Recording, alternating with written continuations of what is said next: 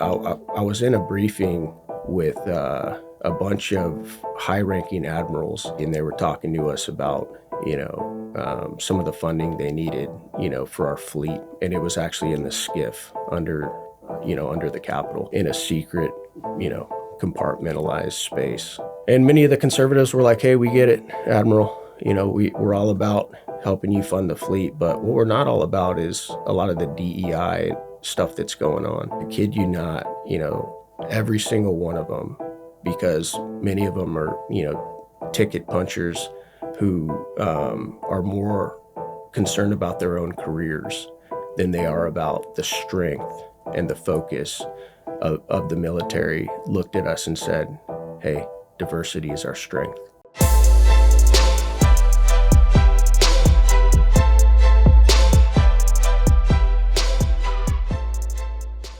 Thank you so much for tuning into the Signal Sitdown, but before we get to the interview, we'd love it if you'd hit that like and subscribe button on YouTube, Spotify, or wherever you may be joining us.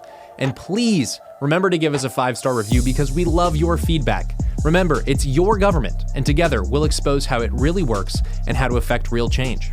Without further ado, here's the interview. Congressman Eli Crane, welcome to the Signal Sitdown. Thanks for having me, Bradley. Of course. Now, bombshell report that got very little fanfare, but it confirms what folks like you have been saying about the Ukraine war the entire time. I'm going to read part of it now. The title of the story from the New York Times is called The Partnership, The Secret History of the War in Ukraine.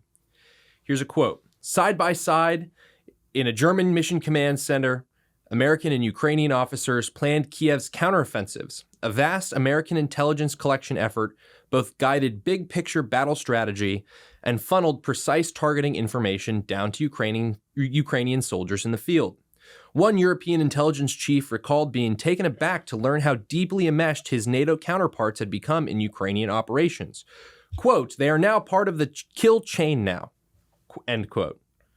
In mid-2022, this is later on in the story, in mid-2022, using American intelligence and targeting information, the Ukrainians unleashed a rocket barrage at the headquarters of the 58th in the Kherson region, killing generals and staff officers inside. Again and again, the group set up at another location. Each time, the Americans found it and the Ukrainians destroyed it.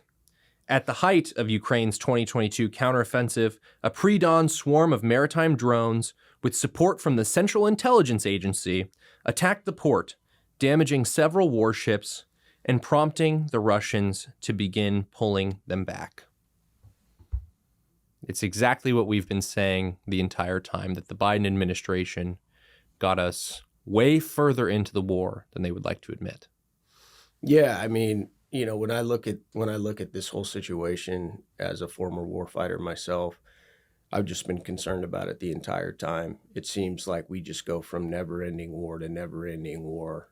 And, after 5, 10, 20 years, then we look back on, whatever war or conflict we were in, and we have to ask ourselves a couple hard questions. Was this worth the blood and treasure that we spent? Because it's kind of sad, Bradley, but when you're up here, you realize how many people who have never been to war, never buried a buddy, never had to go console a Gold Star, mother, who are just up here voting for, these never-ending wars left and right. It's almost as if they've never seen a war that they didn't want us to be involved in. It's almost as if they're incapable of asking the question, why are we involved in this war? What is it going to cost us? How many American lives are going to be lost, in this war? And it's just, trust me, Bradley, when I tell you, I'm all about us having a strong military. I still have a lot of buddies running around all over the world, and I want them to be as safe. I want them to have the best gear they can possibly have. But oftentimes, they're not the ones making the decisions on which wars we get involved in. And I mean, when you're basically fighting a proxy war, and I mean, some of the story that you just read, I think alluded to that. Our involvement, not only in funding this Ukrainian war effort, but also the intelligence that we've been supplying, to this war effort. It's just, you've got to start asking yourself those serious questions. And I don't think a lot of our folks, really ask those questions.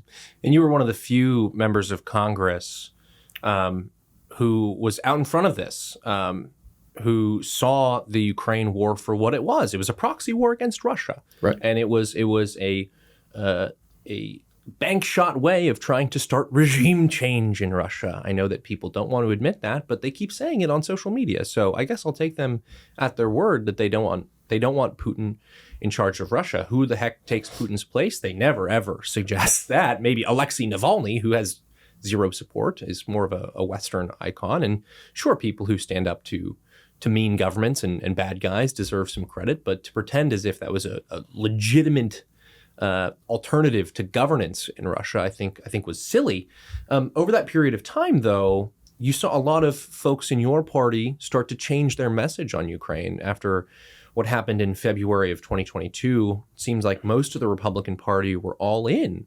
And not a lot of them, though they've kind of changed their tune, have admitted that they were wrong. I mean, what's preventing them from admitting that they were wrong? What's the type of change of heart that you see your fellow Republicans in Congress have on the Ukraine war? Well, it has been interesting. It has been interesting to watch, that change of heart. I think often the change of heart comes when you go back home and, you start talking to constituents who are, having a tough time making it, just because of our economy, or they have a son who was killed in Iraq or Afghanistan, asking those questions that I talked to you about. But I want to go back to something we were talking about a second ago, fighting a proxy war against Russia, right? And wanting regime, that's one of the, I don't want to say theories, but, one of the things that gets thrown around. I don't think a lot of Americans have actually played this out very far. And definitely, I don't think a lot of the war hawks or neocons in DC have played this out. What's that going to look like when, right, wrong, or indifferent, you push Vladimir Putin to the point where he, starts dropping tactical nuclear weapons, or, let's say this, evolves into a nuclear war, right? The Russians have more nuclear weapons than anybody on the planet. What would that look like? Could you honestly sit here and say that, if you see Chicago or New York or San Francisco or, any of our other major cities go up in a mushroom cloud, right, that this was worth it? Mm-hmm. And you have to start asking yourself those serious questions, if you're going to engage in this type of regime change or fighting proxy wars around the world. And I just don't think many people think it through. And when the crazy thing too is when you look at how much the hundreds of billions of dollars that we've sent over there, and Congress refused to audit that money. I mean, that should be a bare minimum right there, right? And then you hear Zelensky himself, come out and publicly say that he's only gotten like 80 or 90 billion dollars, while many of us have been saying that, they're skimming money off the top left and right over there, and then you go even further and listen to people who are thinking it out even further, and they're saying, hey, what you guys have sent over there now is going to be peanuts in compared to what we're going to spend to rebuild Ukraine, right? Mm-hmm. And so thankfully we have individuals on our side of the aisle, and that are really thinking these questions through. And I think so much of where people stand, honestly, comes down to what they intake, what media they're listening to. And I'm grateful to, listen to some, pretty strong, rational individuals who are asking these big questions. Yeah, I'm not reading the pages of the Wall Street Journal opinion page anymore, really. It feels like every single time I read them, they want me to go fight in a war. One thing I think that shocked me, and maybe it shocked you, was how in the previous Congress, it appeared as if Republican leadership threw out all the stops to get more money for foreign countries, when obviously the American people were way more concerned with other problems. Right. When we looked at that MERV that they did with the supplemental, and if people don't know what a MERV is, it basically means that you are able to take several different votes on one piece of legislation that will all be bundled together afterwards. Now, we didn't think about using the MERV for funding or for securing the border or any of the other priorities that the American people wanted. We did it to get funding for China, which is where we should be spending our military dollars, probably. We did it to get funding for Israel, even though Israel is fully capable and always wanting to buy more American weaponry from their own treasury. And we did it to spend $60 billion on the continuation of the Ukraine war. And so it's just as you were saying, these people aren't really attached to the realities on the ground. They're not attached to, they're not thinking things through. They're not seeing it for the long game. They do this little procedural mechanism to keep the gravy train going, and it's out. It outrages people, and I think that's right to be outraged by it. Yeah, and you pointed out something I think that is so important, because I talked about, I think one of the reasons that members of Congress have started to change their tune is when you have to go back home and you have to talk to your constituents. One of the things that, even though a lot of constituents don't follow politics all day, because they're so busy working, taking care of their families, etc., they have a lot of common sense. And when they ask, which one of my kids is going to have to die on this foreign battlefield, or how much is it going to cost? They're asking a lot of good questions. And one of the other questions they're asking is, hey, why don't you guys secure the border? Why don't you guys invest in American infrastructure? The roads around here look like trash. Our airport looks like trash, yet you're sending hundreds of billions of dollars over to Ukraine. And I just think it's so important. That's why I love the America First movement. And one of the things I was calling for the entire time was peace talks, right? Peace talks. You would think that would be like a bipartisan, approach around here, but it's wild that for years that was not the case at all. And Bradley, that's not because I want to see Russian aggression or Ukrainian, civilians, just hanging out in their apartment, taking a missile to their apartment complex or anything like that. But you got to start asking those tough questions. Yeah, and I mean, I don't think anyone will deny that the Ukrainian people are a brave people. I just think that the argument is, are they being served properly by their government? Right. And what we've seen time and time again is mega yachts and mega mansions and sports cars bought by these people who are supposed to be the folks leading the nation to victory. And that just seems like they're interested in lining their own pockets, Zelensky included. Sometimes it feels like that, even though, if Zelensky keeps around him all of these figures that are guilty of this, then it does raise some legitimate questions. You mentioned the America First movement and peace talks. Trump was ripped on the campaign trail for suggesting that we need to put an end to the Ukraine war. He's being ripped now for suggesting that he needs to have serious peace talks, not only with Vladimir Putin to end the Ukraine war, but also, Hamas or any of their other adversaries in wars that broke out all over the world when Joe Biden was president. What do you make of President Trump's foreign policy message at the moment? I love what he's doing, especially as we talk about Ukraine. I love that, and let's be honest, Bradley, the president couldn't suggest anything without getting, ripped apart by the mainstream media. I mean, they hate his guts. They hate everything that he stands for. I do believe he stands for the people. It's often interesting to me that a billionaire from New York City can actually come to rural Arizona and have a hero's welcome. Not because he was a billionaire, not because he's from New York City, but because he actually cares about them. And they don't just hear it in his words, but they see it in his actions. Like, before I ran for office, I watched President Trump in his first term actually try and keep every promise that he made the American people. And unfortunately, sometimes it was Republicans, who were shutting him down and stopping his agenda.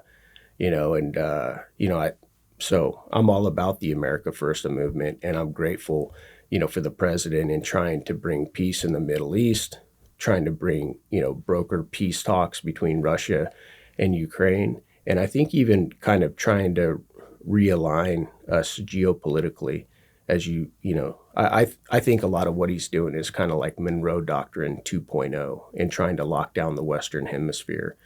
And at the same time, trying to prevent us from this idea that we should be some world police force. Mm-hmm. You mentioned earlier, a lot of these Republicans or Democrats who walk around Capitol Hill and talk about the next war, whether that's with Iran or China or Russia, full-on Russia war. They've never had to bury a buddy. They've never had to talk to a Gold Star family in a personal way. You have, because you are a former Navy SEAL. Tell our audience your history being a Navy SEAL, serving in the United States Navy, what you learned when you were there. Yeah, for me, I was pretty fortunate to get to serve in that capacity, but I actually dropped out of school my senior year at the University of Arizona to the week after 9/11 to go join the Navy in hopes of becoming a Navy SEAL. Unfortunately, I didn't make it through the pipeline my first time, so I spent about 2.5 years on a ship and got a chance to go through SEAL training again. And then I went to SEAL Team 3. I did 3 deployments there, and I'm grateful for my time. I learned so much in that community. I kind of grew up in that community, but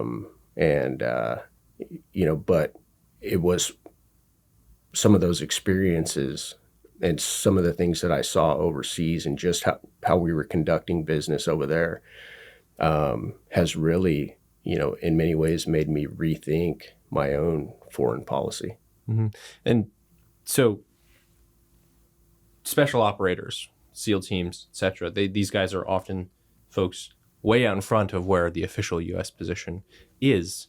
That much seems to be true in Ukraine, whether those are logistics supports or what we learned from this story, logistics, operations, some special forces, etc. I mean, how many people do you think the United States has in Ukraine right now? Because what we've tried to figure out from the start of this Ukraine war is how much money have we actually spent on it? And the Biden administration, I mean, I know you sent letters. I know when J.D. Vance was a senator, he was sending letters. We were writing about them saying none of the math adds up. Nobody knows how much money we've spent.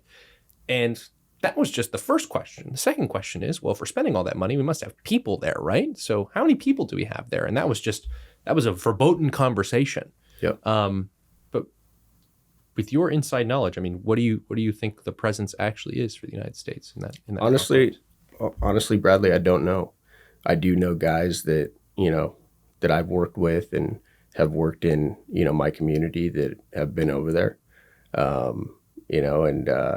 But to me, it's not even the biggest question. Again, the biggest questions come back to what we talked about in the beginning. Mm-hmm. Why are we doing this? Is the juice worth the squeeze, right? How many Americans are going to die? What's that tipping line before an all-out war with Russia? Can we afford it? Could we even win that war? Right? As I watched the military become what it's become, and just completely inundated with DEI. Often, I'm very concerned for many of the people that I know within the military, just because we've gone from having a military that was focused on lethality to, in many ways, a military that's often distracted by, many of these woke, cultural agendas like diversity, equity, and inclusion. And it's interesting because when I went into the military, got individuals that were colorblind. They weren't asking you what gender you were? No. Or even if you had flat feet or you had asthma or whatever it was, you couldn't get into the military because the military wasn't about inclusivity and diversity and equity. It was about lethality. And if you couldn't do the job, if you couldn't, perform at the highest level, if you were going to be a burden in any way on your unit or the overall force, you weren't allowed. And I think that was accepted by, Americans at large because they understood the importance of it. And fast forward a couple decades later, and I mean, it's like, the military's doing sex changes for people, and it's just bizarre to me. Pregnancy suits for air women and Right. all this random baloney. And I'm not from a military family. One of the most interesting dynamics that I didn't know about until coming to Washington, D.C. and, doing foreign policy with people who actually have military experiences, like the differences between SEAL culture and Delta culture and all this different stuff. I think, everyone in the United States associates SEALs with lethality, right? If that message is still accepted in the military and accepted amongst the American populace, it is with the Navy SEALs. Yeah. Which brings us to what Defense Secretary Hegseth is doing. You'd mentioned it, lethality. He's mentioned it a million times, lethality. That is his focus. What do you make of what Mr. Hegseth is doing over at the Pentagon? So far I love what I see him doing. I love that he's getting out there and he's not only visiting the installation, but you see him working out with the boys. That's something that goes. It's hard. It's hard to even equate, how far that goes. But he's really, in my opinion, changing the culture. Not only with eliminating a lot of the DEI and woke programs, but just in leading and showing the boys or our some of them troops, boys, some of them men, right? Right. Yeah. Showing our troops that he's willing to get down and dirty and, work out with them and hang out. That's not something you see a lot. That's not something you see a lot from generals or admirals, let alone the Secretary of Defense. And so that's one of the things that I liked about Pete. He was younger. One of the other things I liked about him, Bradley, is that he didn't come up through, the same system that a lot of these guys come up through. He was doing a different job. And I don't think, because of that, I don't think that he got influenced too heavily like I see a lot of these generals and admirals that I talk to up here on Capitol Hill. It was wild. I was in a briefing with a bunch of high-ranking admirals within the Navy, and they were talking to us about, some of the funding they needed, for our fleet. And there were a couple conservatives in this meeting, and it was actually in the skiff under the Capitol in a secret, compartmentalized space. And they were talking to us about this funding that they needed. And many of the conservatives were like, hey, we get it, Admiral. We're all about helping you fund the fleet. But what we're not all about is a lot of the DEI stuff that's going on. And can you talk to us a little bit about that and how much you guys are spending on those type of programs? And I kid you not, every single one of them, because many of them are, ticket punchers who are more concerned about their own careers than they are about the strength and the focus of the military, looked at us and said, hey, diversity is our strength. It was almost like they were just reading off the talking points from the Department of Defense. And it was so disappointing to see. I'm not really surprised, but that in many ways, that was just a reflection of what our military had become. It's not happening, and it's good that it is. Right. And I'm so glad that you brought up that point about the top brass and the pipelines. A friend of mine once observed that war got a whole lot worse and a whole lot bloodier and a lot less honorable when generals stopped fighting in the field. And that's kind of what I think Pete is trying to recover. Obviously, he can't be out there, but I think there's an element of what he's trying to recover there by working out with the troops, by spending time in training with the troops, and trying to recover that type of honorable service. I mean, Mark Milley's going to go out there. Like, Mark Milley probably can't even do a pull-up. Who are we kidding? But that does it for the the fights abroad. And let's talk about the fights here at home, particularly across the street over at Capitol Hill. Right now, a rogue judiciary is trying to hamper the president, the only official in the United States government elected by every American. Right.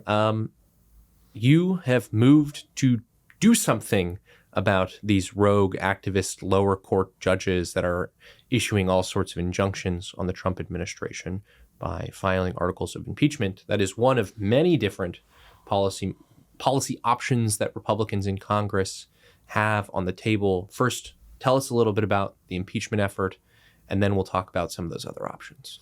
Yeah, well, I mean, let's start big picture here, right? And you covered it a little bit. I think there's about 670 district judges around the country. And, not one of them, to your point, was elected by, the entire American populace. President Trump was, and he definitely has, serious constitutional powers, right, as the chief executive, the commander in chief. And basically, and this is just the way I see it, I know not everybody sees it this way, but the Democrats don't control the House, they don't control the Senate, and they don't control the presidency. But one thing that they do have is a lot of radical activist judges. And that's the play call right now. The play call is to use radical activist judges and also protesters, often paid, to stir things up and try and stop the agenda. And so it's interesting, Bradley, because when I talk to Republicans, especially in the last year, the election year, you would hear many of them say that, hey, if Kamala Harris wins, this republic is likely done, right? That's where we're at right now. When you look at the border, when you look at spending, when you look at the government targeting political opponents, and on and on and on, this experiment is done if Kamala Harris wins. I don't know if you ever heard anybody say that. Oh, I heard it. Absolutely. Okay, so we're hearing the same things, right? And so to me, and honestly, I believe that there was, definitely an ounce of truth in what they were saying, just because of the trajectory that we were on, right? So if you do believe that, there should be a certain level of, urgency, right? Because we don't have a lot of time with President Trump. We only have about 4 years, and we're still dealing with a lot of the same issues and cleaning up a lot of the same issues, right? And then you also hear many of my colleagues talk about, well, if the Democrats take power again, they're going to blow up the Supreme Court. They're going to allow, many of these, they're going to allow many of these other jurisdictions to have, congressional votes and whatnot. And so, it's just interesting because it's like many of these people that say that there's some urgency and imminence to the situation that we find ourselves in are completely unwilling to fight as if that's the case. And when I see these individual judges that are trying to stop, the president from deporting violent gang members, to a prison overseas, which protects American citizens, which is one of the biggest reasons, as you know, Bradley, that the American people supported President Trump, because they were tired of seeing American citizens, getting raped and murdered by folks that weren't even supposed to be here. They were tired of seeing their loved ones, die of fentanyl. And so you see these judges trying to, basically usurp the power of the president of the United States. And, in the case of the impeachment articles that I dropped for Judge Engelmeyer, it was because he was trying to, he threw down an injunction basically saying that Elon Musk and Scott Bessent over at Treasury, the Secretary of Treasury, could not access the data and the payments that were leaving Treasury. I mean, let's say, Bradley, someone given the power by the president in the executive branch did not have the authority to look at Treasury bureaucrats' information. I know, and it's wild to me, Bradley, because I watch these Democrats and they're just freaking out over Elon Musk. I think they're more pissed off at Elon Musk right now than they probably are clearly at Trump. They're blowing up Teslas, right? They're more furious about the guy who's trying to root out fraud, waste, and abuse, which Democrats talk about, Republicans talk about. We all know it's a viper's nest up here, and it's full of corruption. They're more furious with the guy who's exposing it than they are of the bureaucrats and elected officials that are orchestrating it and profiting off of it. I mean, it's just, I feel like we live in a clown world. Yeah, we do. Oftentimes. And you'd think that they would be happy that people are exposing fraud, waste, and abuse if they want to protect all of the government benefits that they claim, the American people desperately need and want. Elon Musk has said it over and over and over again. We're not here to cut Social Security. We're here to save it. You got to get rid of the fraud in the system in order for people to have good, dignified retirements. It's fair enough, man. But they would have you believe, Bradley, that there's no fraud in the system. Oh, of course not. Which is just, it's so ridiculous on its face. Even though the Biden administration had to arrest hundreds of people, I think it was, for violations or fraud with the PPP program during COVID. Of course. Right? And, Elon came up to the Hill a couple weeks ago, and he gave us like a 50-minute talk and then opened it up to Q&A. And he had one of his top operations officers there. And one of the things that I found it so interesting, and sad at the same time, he said they were looking at SBA, Small Business Administration, and they said they found out what the oldest living American was, 114 years old. And so they set their parameters for their search at 115 and older. And they said, we found that there were 3,000 loans given to Americans 115 years and older for $300 million. And then he asked the members, what percentage of those loans do you think were paid back? He said 0. And then they also found about the same amount of money given to Americans that were like 10 years old and younger. I mean, it's just, that kid has bad credit for the rest of his life. That's just one issue in one agency, and it's all over the place. I tried to defund USAID last Congress by 50%, and Republicans, Democrats stopped it and Republicans stopped it. We had more Republicans vote against it. And I only knew the tip of the iceberg of, what was going on at USAID. And now that Elon's come in, and been able to look behind the scenes and, bring his computers and his team in there to actually evaluate what's going on there. And we've learned more and more and more. It's kind of like Ukraine. Republicans are starting, I think, to wake up a little bit to, the situation. Yeah, that is on, this is just about bloated government, out of control government generally. But one more thing on the judge's point, you guys are gearing up for a vote on Representative Iss's bill to limit their authority to enter some injunctions like this, right? Yeah. To slow down the president. What do you think of this piece of legislation? Do you think that it's satisfactory? Do you think that it's, you want to have Jim Jordan still do those hearings, but maybe that's the way to do it instead of impeachments? I mean, how are you thinking about this piece of legislation? Bradley, when it comes to this issue, I've kind of been an all of the above guy. I know Mike Lee has a bill as well.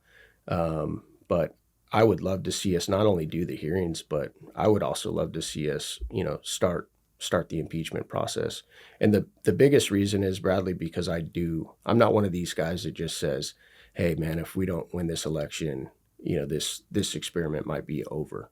I actually believe that. And because I actually believe that, I want to actually do something about it.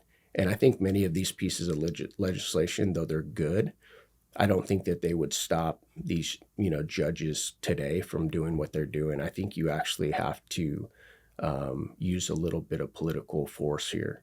And it's something that I've seen the Republican Congress be unwilling to do, 99% of the time. Yeah. No use of political force, and yet they keep the funding spigot open more times than not. We've talked about cutting the size of government, cutting government spending for decades up here in Washington, D.C., long before my time, long before your time up here. Seems like we have a chance to actually do it. Right now, as it stands, we're recording this on Tuesday. The House and Senate are involved in negotiations over the budget resolution that will be the rule map or the blueprint for budget reconciliation in that piece of legislation. Right now, of course, the House is saying that they want $1.5 trillion in tax cuts, and that's going to be matched with a certain level of, $1.5 trillion in spending cuts, and that will match onto a much larger tax cut. Could be 4.5 trillion or even more than that. Senate, however, isn't keen, it seems, on cuts, because in their potential budget resolution, which we don't have the text for yet, they are setting a floor of only $3 billion with a B spending cuts. How are conservatives, deficit hawks in the House receiving that message from the Senate? Is it making them nervous about the spending cuts that will actually be able to get done? Yeah, it absolutely is. And we met with a couple senators last night with the House Freedom Caucus, and that was one of the questions that got posed. I do know that there are senators that are on the same page as us. They realize how important spending cuts and kind of getting our fiscal house in order and headed it back in the right direction. But as you know, there are many members in the House and many members in the Senate that want no part of that at all. They just seemingly want to spend more money, regardless of what bill, what agency, et cetera. And so it's going to be a fight. I don't know where we're going to wind up. I don't hold my breath, and I struggle to be optimistic up here, but I can tell you and the American people that there's a handful of us up here who are actually concerned about not only this budget reconciliation bill, but actually what this country's going to look like in 10, 20 years, 30 years for your kids and your grandkids. And we're trying to, turn this thing around. I was talking to a PhD in economics about a month ago down in Florida. And I've always wondered what the number was, Bradley. When does this house of cards finally collapse? Is it $40 trillion? Is it $45 trillion in debt? Is it $50 trillion in debt? And this gentleman told us that according to his modeling, which was pretty in line with many of the other big models out there, he said he believed we had about 17 trillion in debt cap left before we could no longer, sell our bonds. So you forecast that out if we don't make any sort of cut to government spending. Well, that's 9 years? Hold on. So he went further, Bradley. He said that if you guys extend the Trump tax cuts, that takes it down to about $12 trillion. So if we're running $2 trillion annual deficits, that gives you about 6 years. And he said, and keep in mind, this modeling doesn't entertain that we will go to war or we'll have another pandemic or major national emergencies. And so that was his modeling about 6 years. So you need to get serious about these spending cuts for getting the fiscal house in order. My last question for you, as you guys start this process, you don't know where you're going to wind up, but if Representative Eli Crane had the keys to the kingdom, what would success look like in budget reconciliation? Well, obviously we would extend the tax cuts, and there would be serious, budget cuts, to the tune. If I had the say, it would be at least $2 trillion in cuts. Mm-hmm. Yeah. Responsible tax policy matched with responsible fiscal policy, right? You can't spend all the money in the world and destroy all of the government's revenue at the same time. Yep. It's an important message. Not a lot of people want to accept that message because we are constantly in a debate about current policy baseline versus current law baseline, which we spoke about on the show with Representative Tom Emmer, the House Whip. So check that episode out if you want to learn more about that. But we are out of time. You got to get over across the street back to Capitol Hill. Representative Eli Crane, thank you so much for coming on the Signal Sitdown. Thanks, Brad. Appreciate it, man. Of course.